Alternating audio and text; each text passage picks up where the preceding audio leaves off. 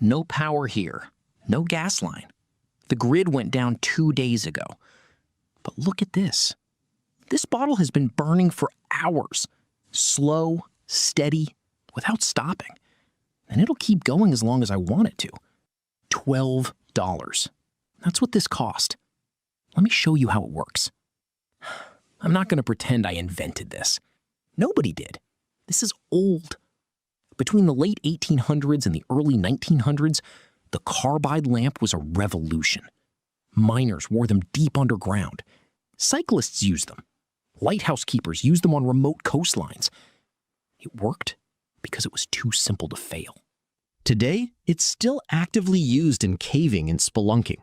Experienced cavers prefer carbide over battery-powered lights because batteries die in the dark, and carbide doesn't. As long as you have the stones and a little water, you have light.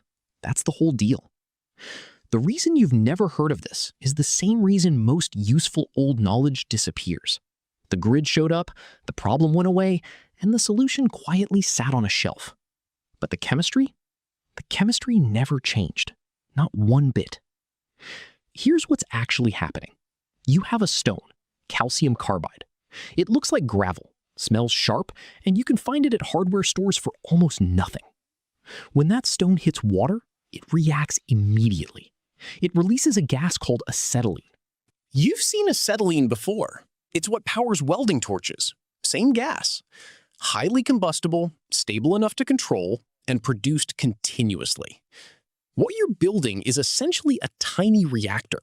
Water on one side, stone on the other, gas rising through the nozzle, flame on top.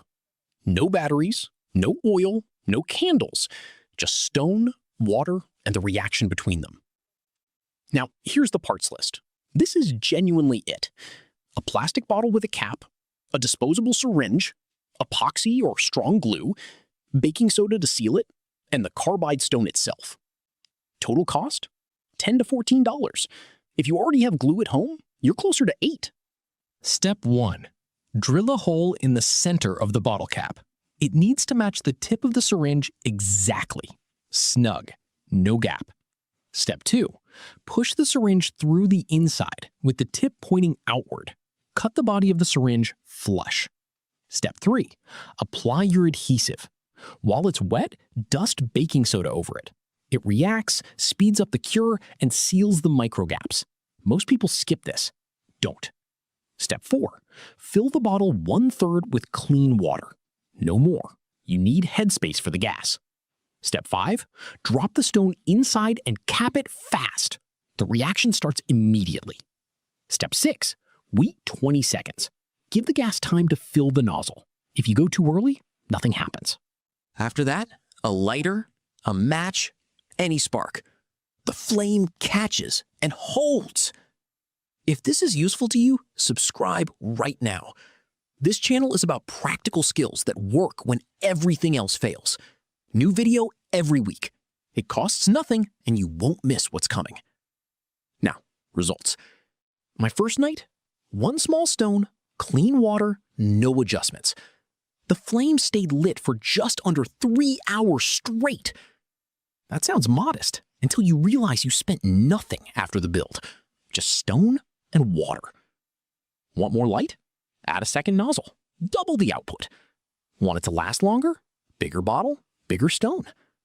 A family running 2 or 3 of these can go days without candles or grid power. Built in an afternoon. Now, the safety rules. Acetylene is flammable, but you control it. 3 rules. First, use it in a ventilated space. The flame consumes oxygen. Crack a window.